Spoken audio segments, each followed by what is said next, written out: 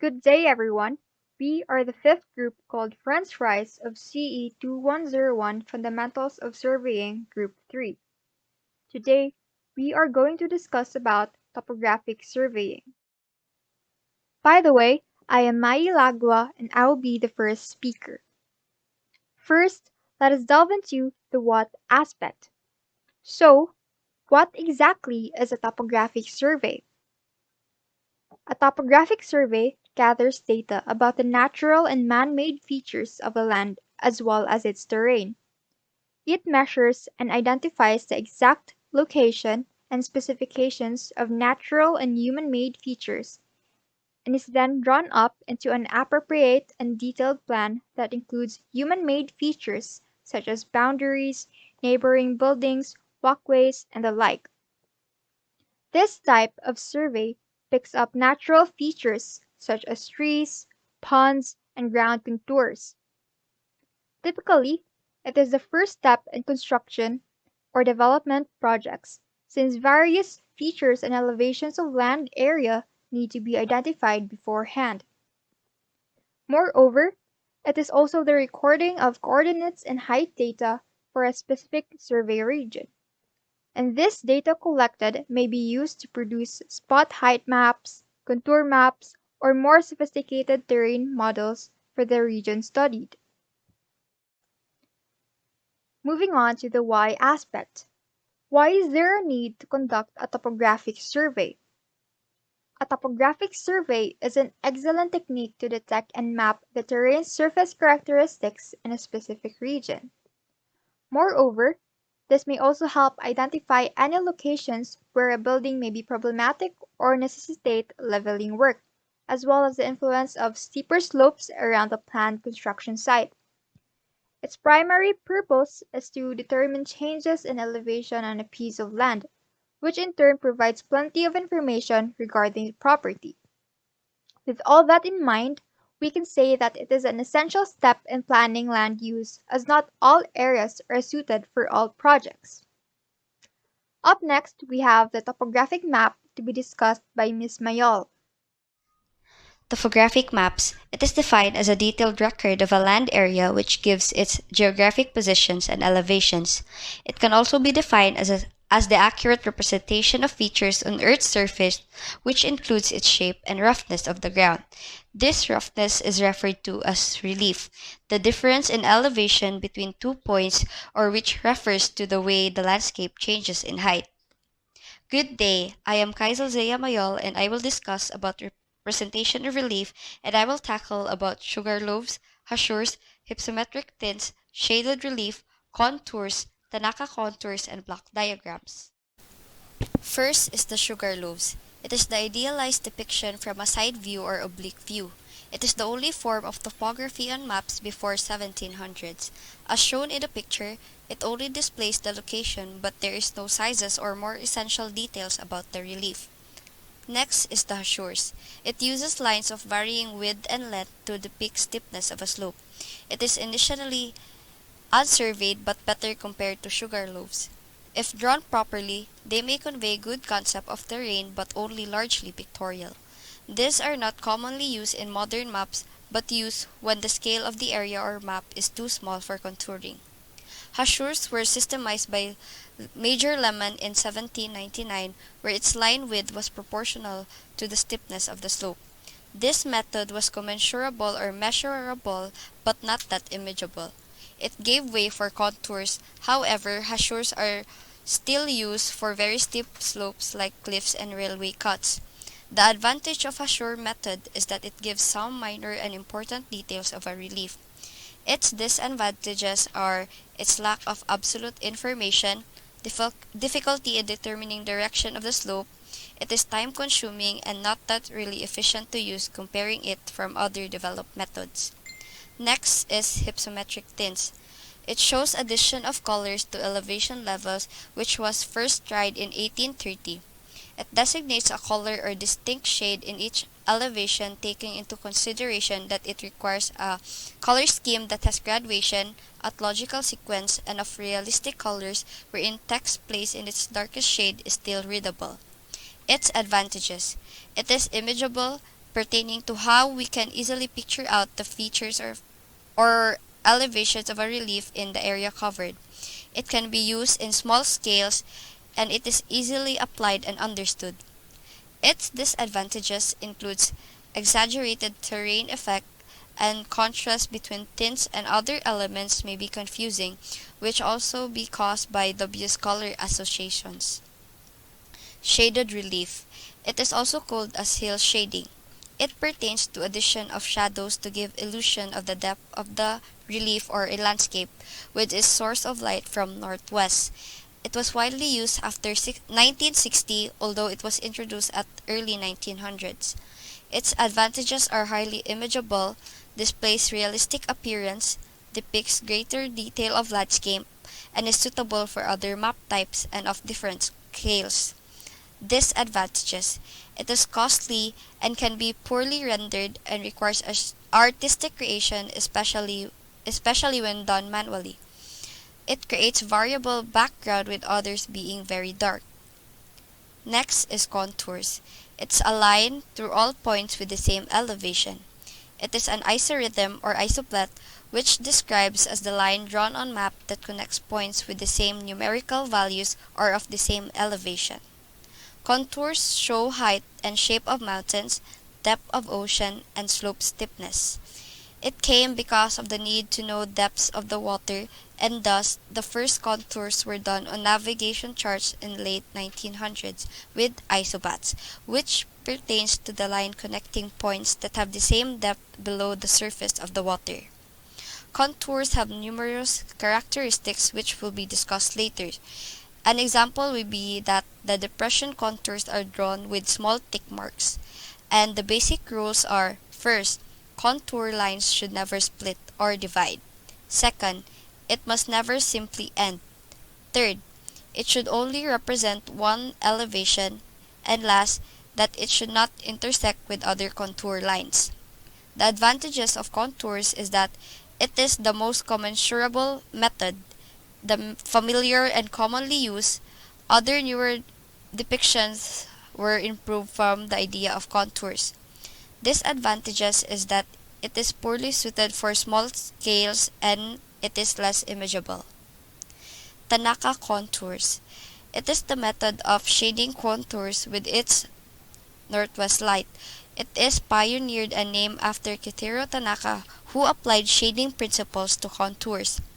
It was first tried in 1850, however, printing before could not handle gray or dark backgrounds.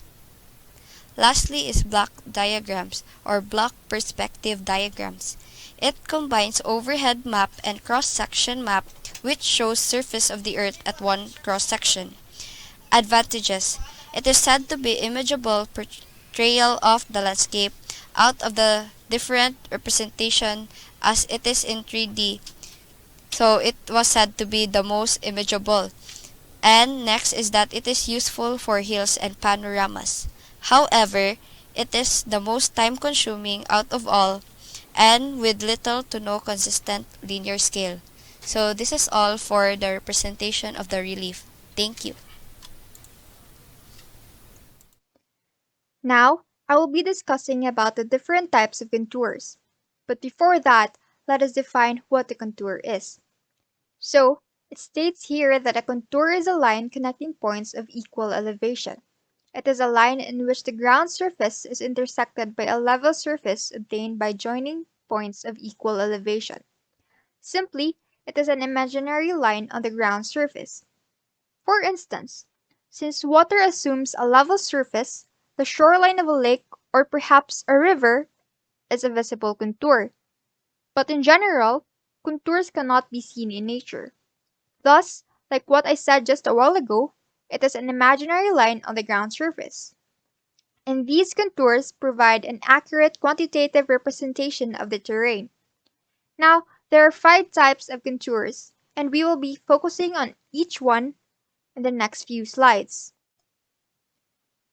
First, we have the index contours.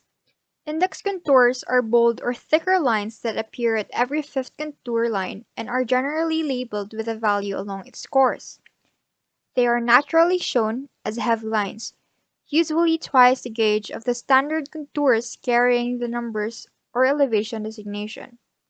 As you can see on the photo inserted, there are a set of thick lines containing a label along its course, and these are what you call index contours. It is shown in a distinctive manner for ease of identification.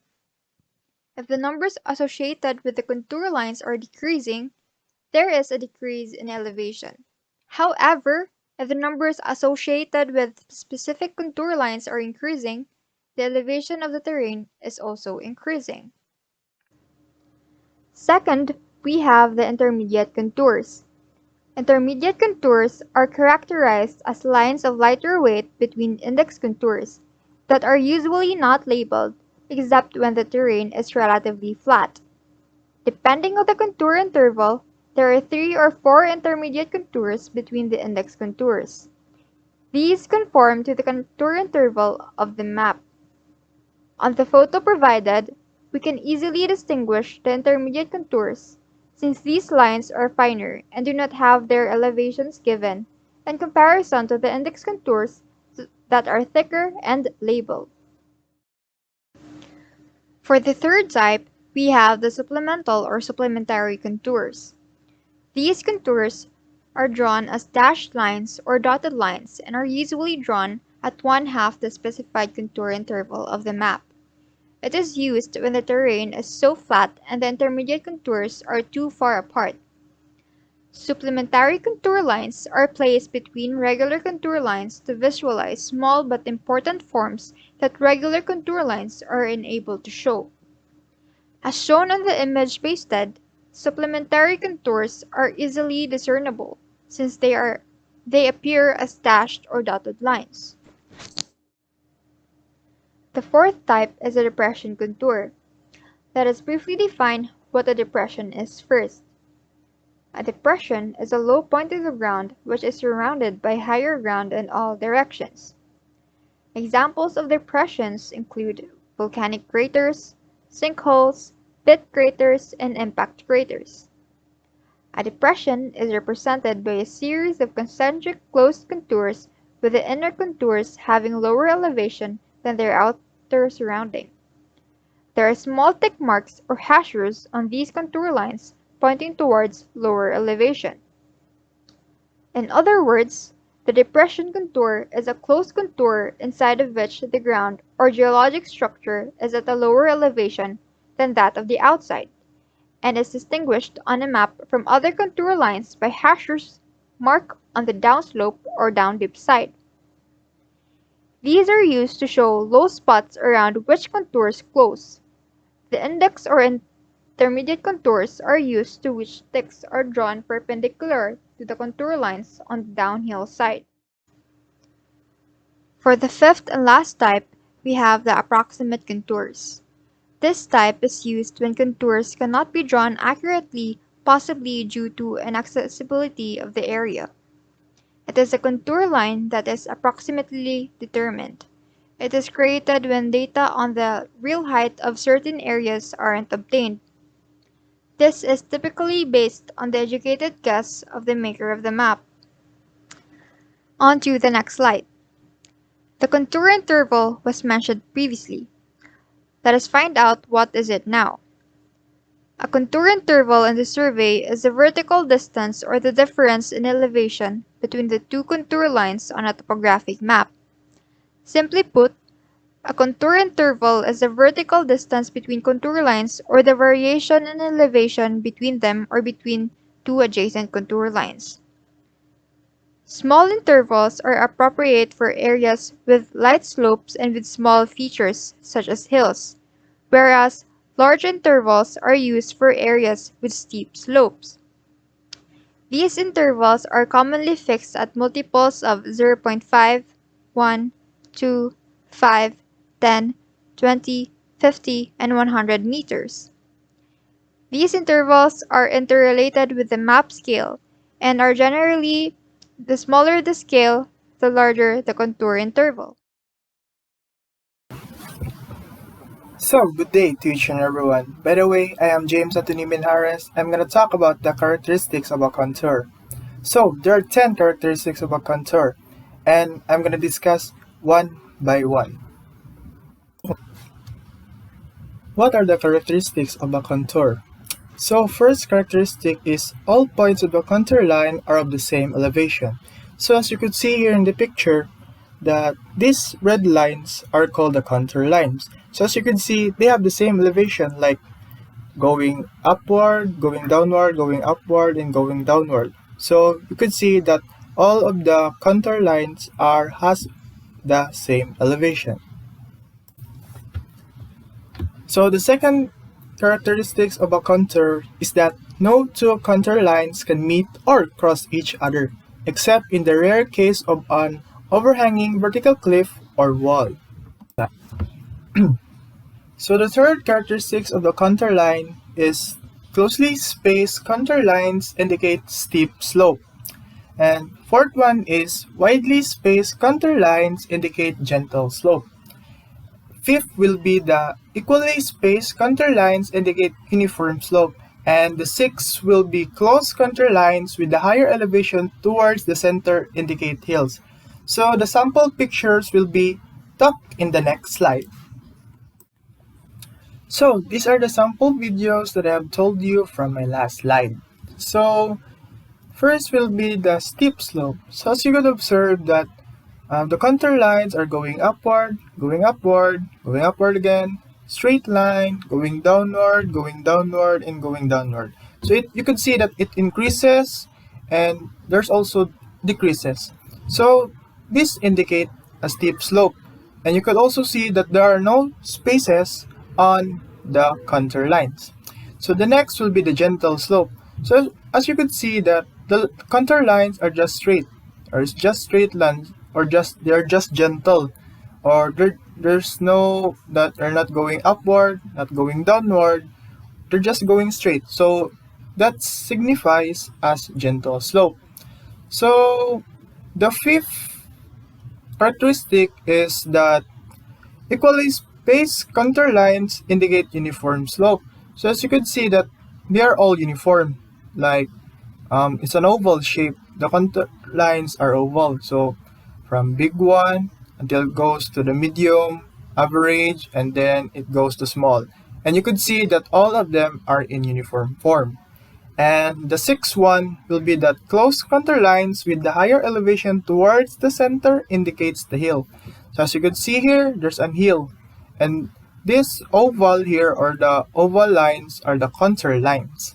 So that's the sample pictures for the four characteristics of the contour. So there are four characteristics of contour left. So let's start with the seventh one. So close contour lines with reducing levels toward the center indicate pond or other depression.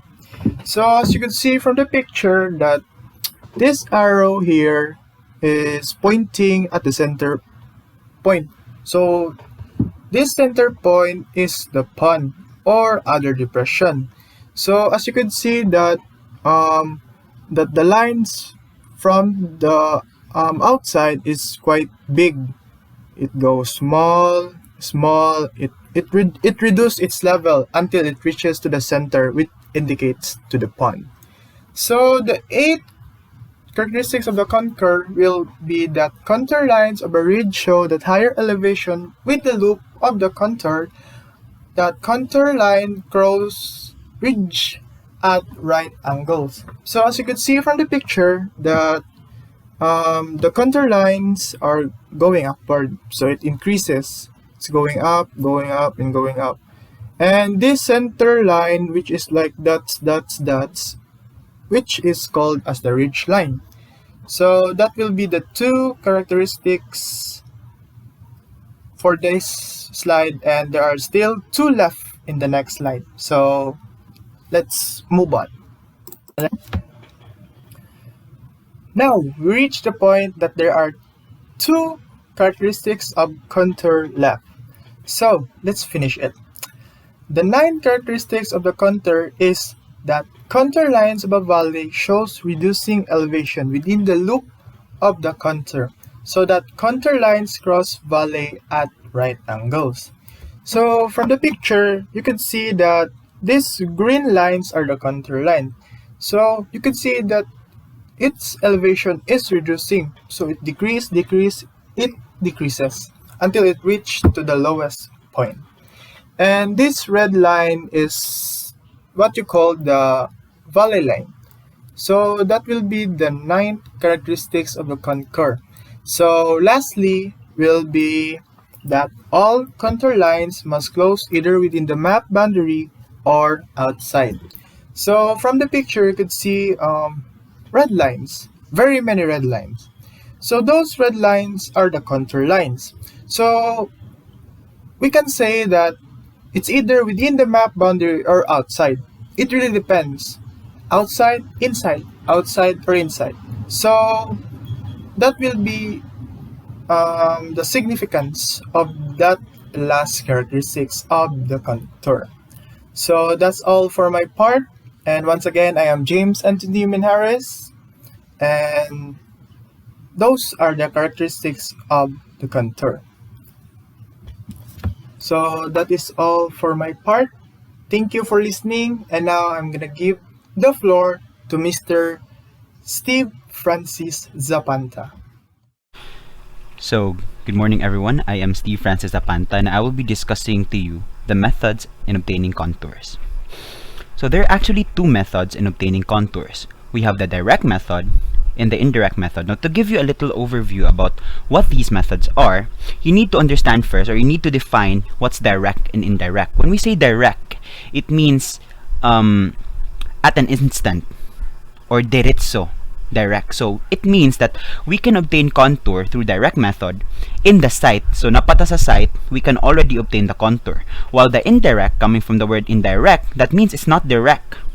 So we interpolate the points in the office na. So that's how we obtain the contours using the indirect method. That's just to give you an overview as to what indirect method and direct method is. Now, direct method, or to define direct method, in this method, the contour to be plotted is traced on the ground.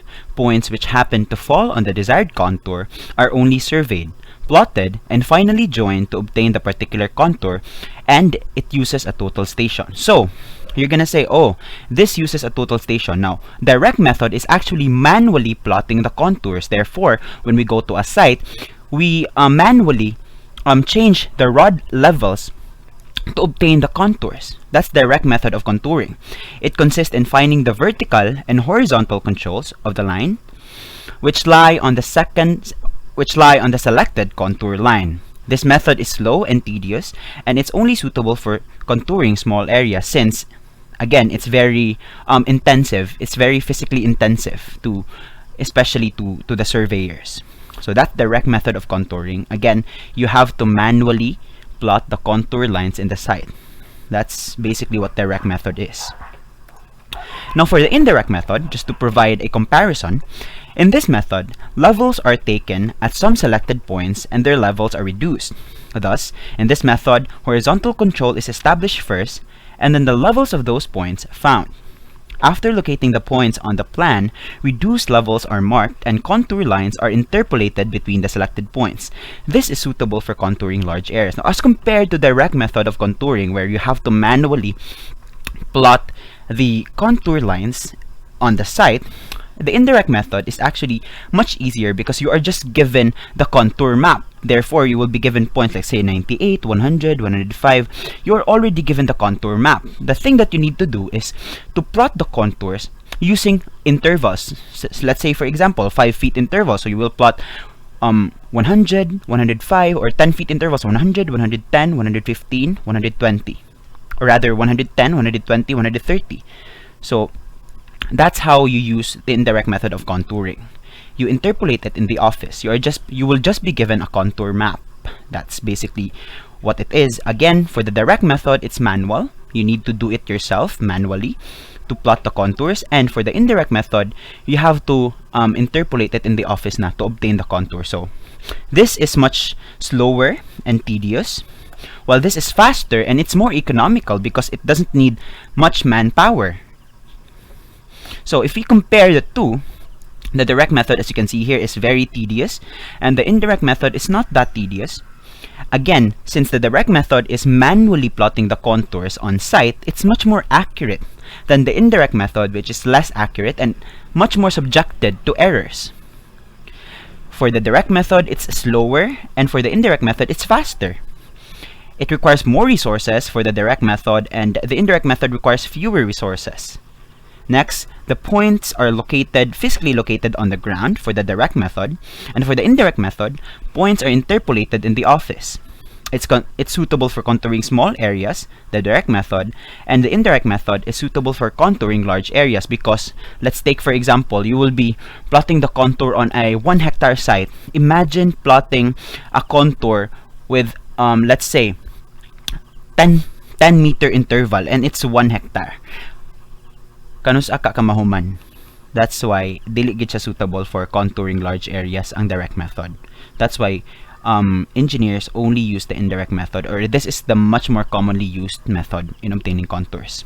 So at this point, let us now provide examples for you to better understand what direct method of obtaining contour is. So the first step that you need to do is you need to set up your instrument. Again, for direct method, we have to manually plot the contour lines, therefore we will be using an instrument, and we need to establish the height of the instrument. The telescope is then oriented horizontally. The second step is, for the existing height of instrument, the rod reading or Fs that must be subtracted to give a specific contour elevation is then determined. Now for the last step, the rod person selects a trial point expected to give this minus height and is directed uphill or downhill by the instrument operator until the required reading is actually secured. So this might seem a little bit gibberish, but I will be explaining it to you guys very slowly, and I'm going to be explaining it very simply for you to better understand how to obtain contours using this way. Now for you to know how it will be on site, let me show you a video. This is just a very short video, 1 minute and 20-second video, so please listen.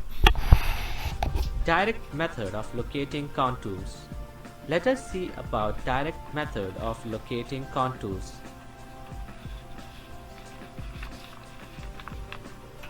First, calculate the height of instrument by taking benchmark and backside reading at point A.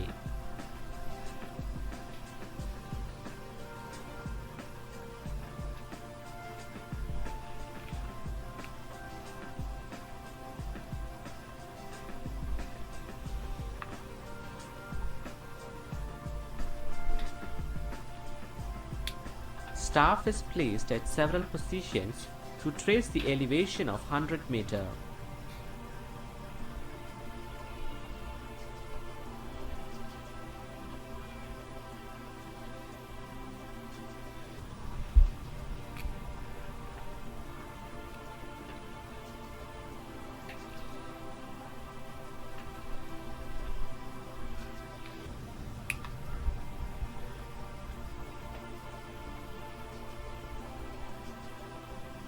Then connect the points of elevation of 100 meter to obtain the contour line.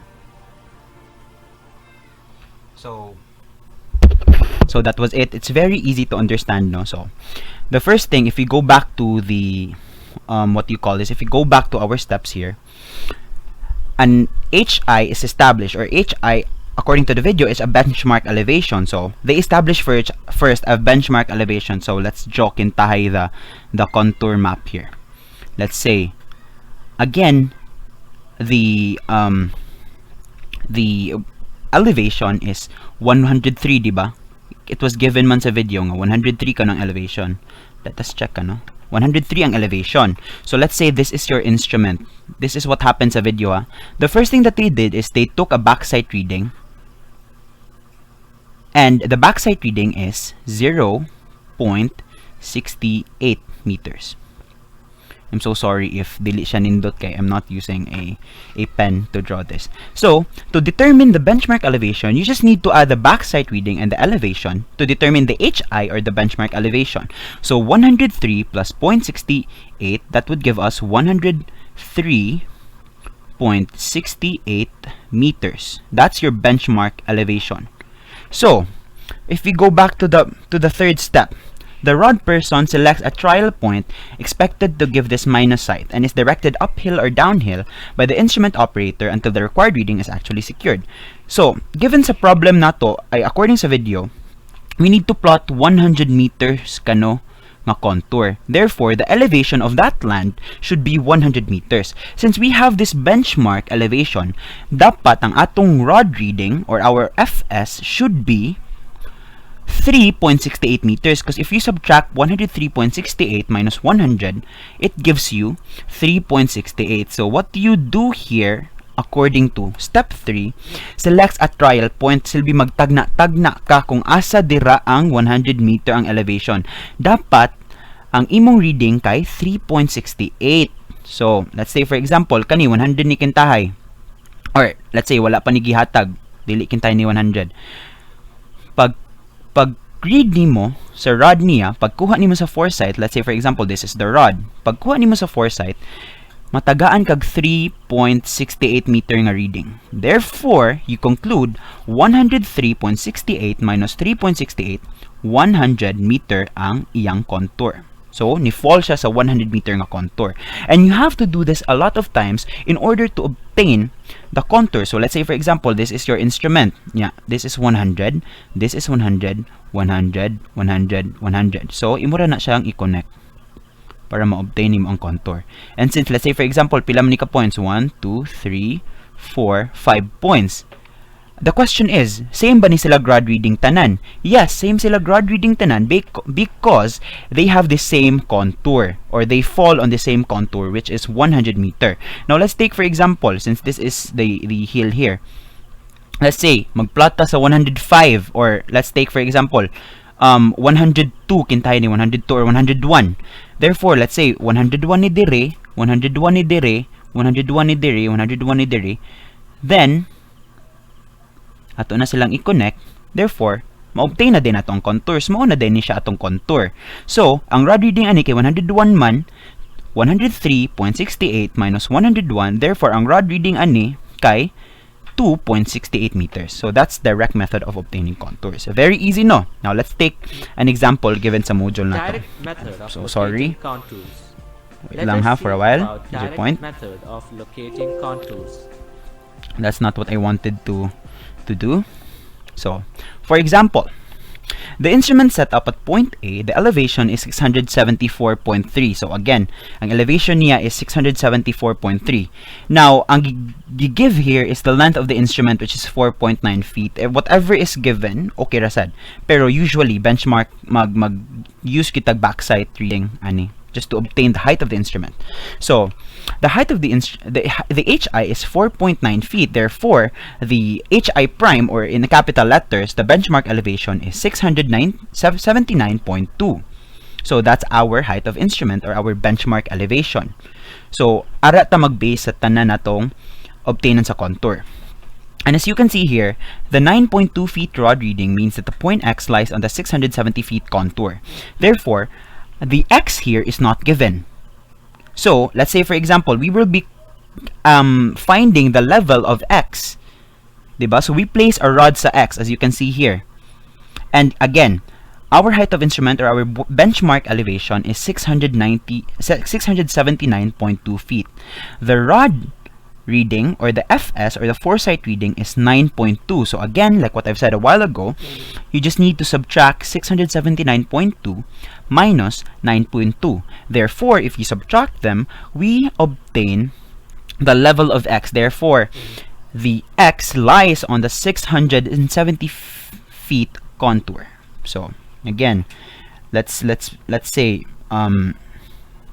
again, it applies the same. Oh, how do we plot the contours if ingana? So again, let's say for example, kani the X here is 670 feet. Kani this is point X. Let's say point Y dire, point Z dire, point Z here. Then point A, let's put XY here, point XY. And they all have a rod reading that's 670 feet contour. Or rather, the rod reading is 9.2 feet. Therefore, kani sila tanan nga point lies on the 670 feet contour. That's just as easy as that. Okay? I'm so sorry for that. So that's what it is. Now let's take, for example, the height of instrument is not given. Let's take this for example. The reduced level of B is 100. As you can see here, it's 100, diba? And the rod reading is 2 meters. Therefore, what we need to do is we need to just reverse it. Okay, for the height of instrument, or to get the reduced level, we have to ano ba yan? HI minus the rod reading, the RR or FS. So the HI is not given, the RL is 100. 100 is equal to HI minus 2. Therefore, 100, let's put that on the other side. The height of instrument is equal to 102 meters. And again, for the direct method of obtaining contours, it does not need to be just zigzag, no? Let's say, for example, mo mong benchmark, as long as it falls on the same line, it could be a circle. Let's take, for example, maokintahin ni ang 100 feet nga reduced level. I'm so sorry if it's not connected. Now, let's say for here, we have, let me change the color. For here, we have 100.5 ni because it's slightly taller. So the reduced level 105.0, it's slightly taller man, it's slightly more elevated than 100, so 105.0. So the reading here would be 1.5 meters, diba? That's just simple math, 1.5 meters. And let's say this is the 100. Let's label that as 100. I hope it's visible, but again, that's 100, the circle that we created first. And let's label this. Let's use a different color to plot the 100.5 ni siya, 100.5 is here. As long as it has the same rod reading or foresight reading, you can just plot it. Okay, so that's how you obtain contours using the direct method of contouring. So, since we're done now with the direct method of obtaining contours, we now proceed to the indirect method of obtaining contours. The indirect method, in this method, the points located and surveyed are not necessarily on the contour lines but on the spot levels. This method is also known as contouring by spot levels, or sometimes known as the reduced level contouring. After locating the points on the plan, reduced levels are marked and contour lines are interpolated between the selected points. Suitable for contouring large areas, it's much cheaper or economical, it's quicker and much less tedious. So there are actually 3 methods under the indirect method of contouring. We have the grid line method, we have the method of squares, or also known as the checkerboard method, and we also have the tachymetry method. Now, unfortunately, I just would like to apologize. I tried to learn the tachymetry method and the grid line method, but there were no videos on YouTube that were English. They were all Hindi, and I don't understand, even though how much I keep up with the numbers. It's just very difficult, the language barrier. Therefore, I just stick to what our module provided. In our module, it's only talking about the checkerboard method or the method of squares. Now, in the method of squares, in this method, contours are drawn indirectly with the help of guide points whose levels are calculated from the leveling data. Guide levels or spot levels by using suitable confidence intervals. The size may vary. In some books, it's actually 5 meter to 30 meters in some books, but in our module, it's 5 meters to 40 meters. So that's that. Again, in the method of squares, we are already given a contour map. So given a tag contour map, the thing that we need to do is we interpolate na lang based on the given contour intervals. That's what we're gonna do.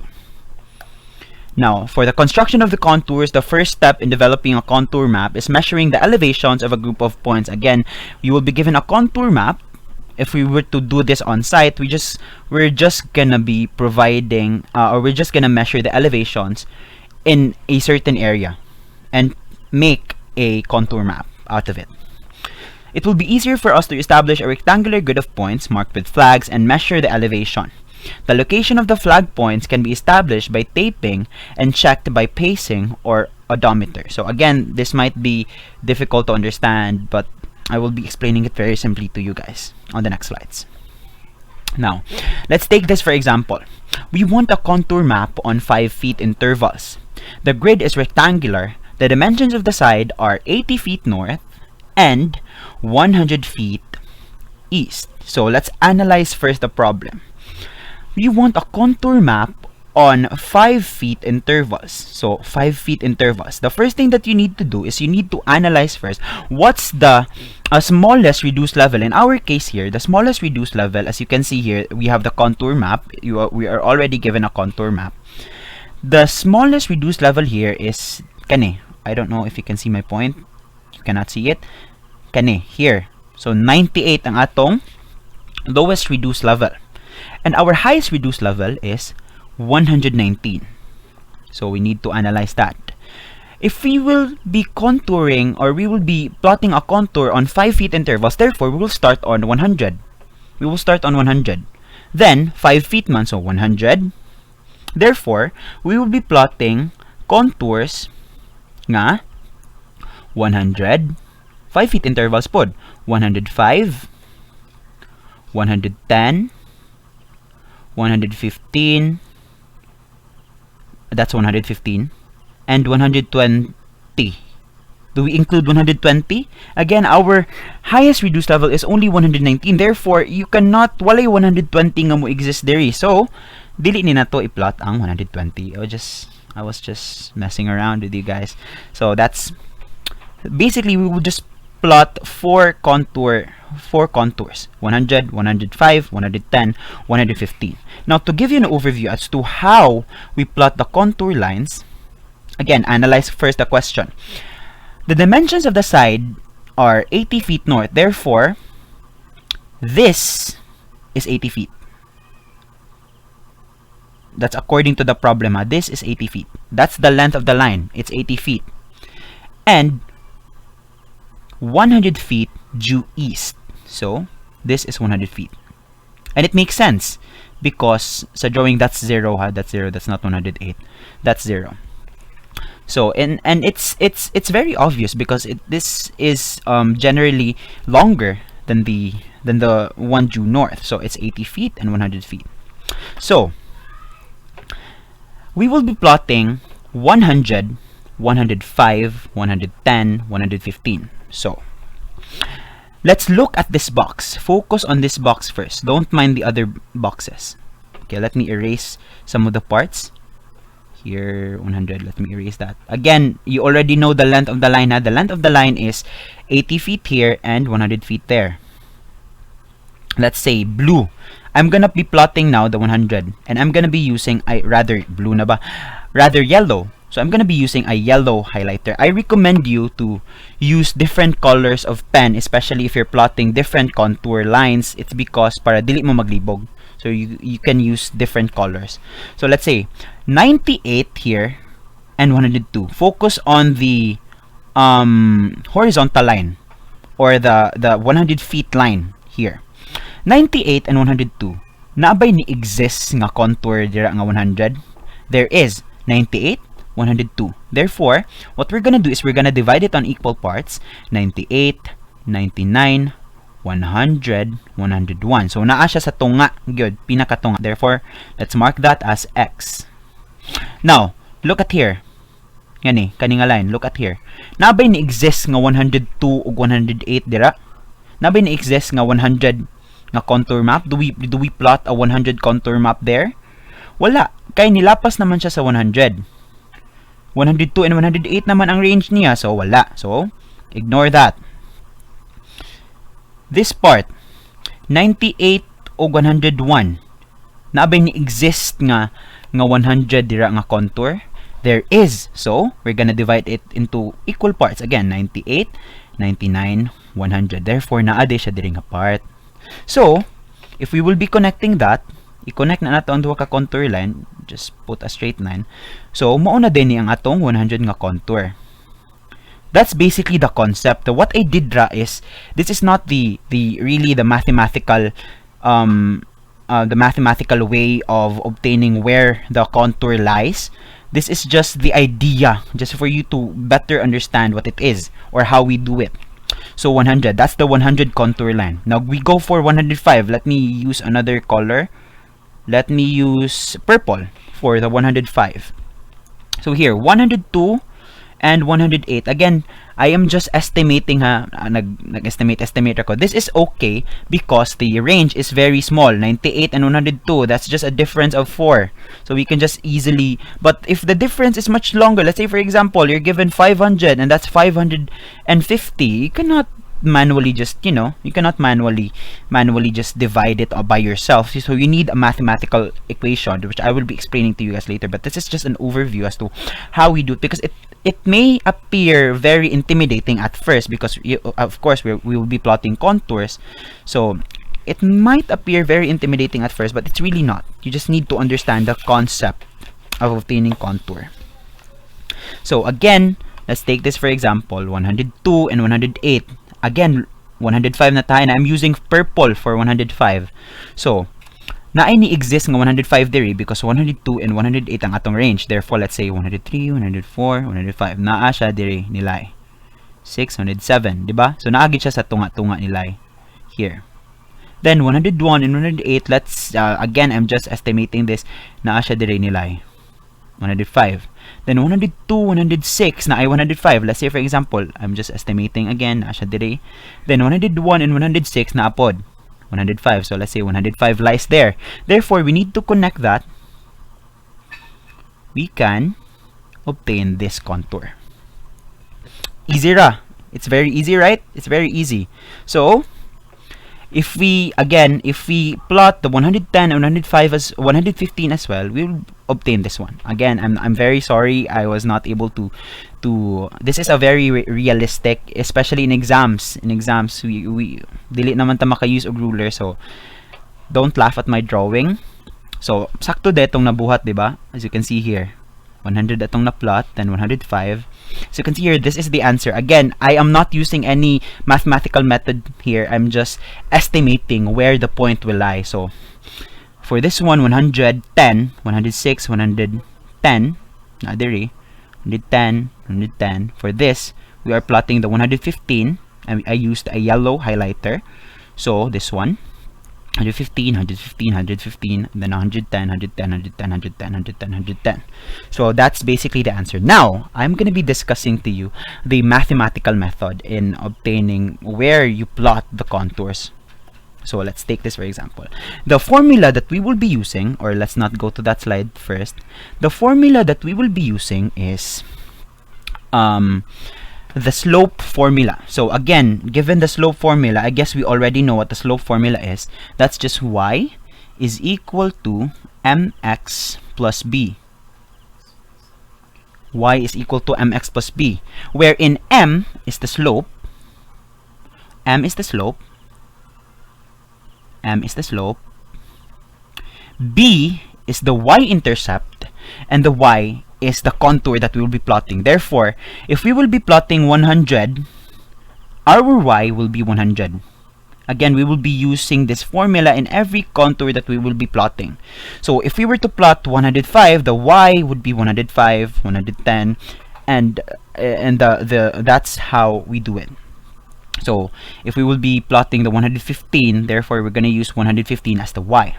Now to get the slope, we know that the slope is rise over run, diba? So let's take this square for example. Let's take this square for example, huh? Let's take this square for example. Again, don't mind all the other squares. You can just proceed. You can just mind them later if we're gonna plot na. Pero just mind this square first. 98 and 102. Look at the topmost part, the topmost line first. We know that the length of this line is 100 feet. We know, diba nga, 100 feet na. So let's just write there. The length of that line is 100 feet.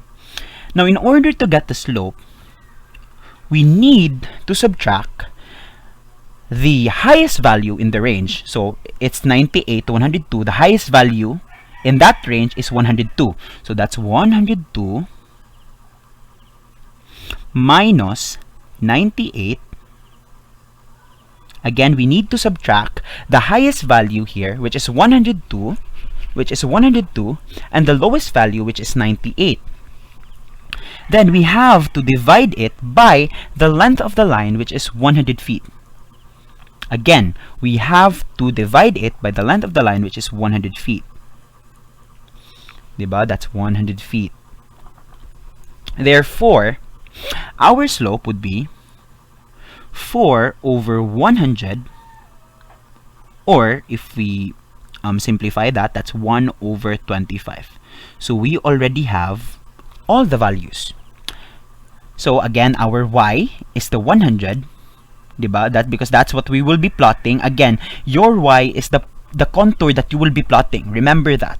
And our b is the lowest. This will be the lowest value in the range. So let's say 98 and 102. Therefore, our b is 98. That's our b. So our complete formula is 1 over 25 x plus 98. That's our complete formula using the slope formula. Y is equal to mx plus b. Now, if we will be using this line, para lang makasabot mo, if we will be using this line, what we're gonna do is 119 minus 108 to get the slope. Again, the highest number of the range minus the lowest number, 119 minus 108 over 100, because that's the length of the line. That's the length of the line. So, that's how you get the slope. Now, if kanin pataas, 106 and 108, to get the slope, 108, which is the highest value in the range, minus 106, then the length, again, given sa problem here that 80 feet north, the length of the line is 80 feet, therefore 108 minus 106 over 80 feet. 80, this is 80 feet. That's how you get the slope. Therefore, now we go back to the problem. We go back to this. Don't mind the others. We go back to this line. We go back to this line. If we get the value of x, you can just use your calculator, shift calc. Again, this is very easy. It's very easy to understand. Plus 98, shift calc. We then get the value of 50. Therefore, naa siya sa tunga-tunga. So, it's easier. Let's say, magbutang mog scale.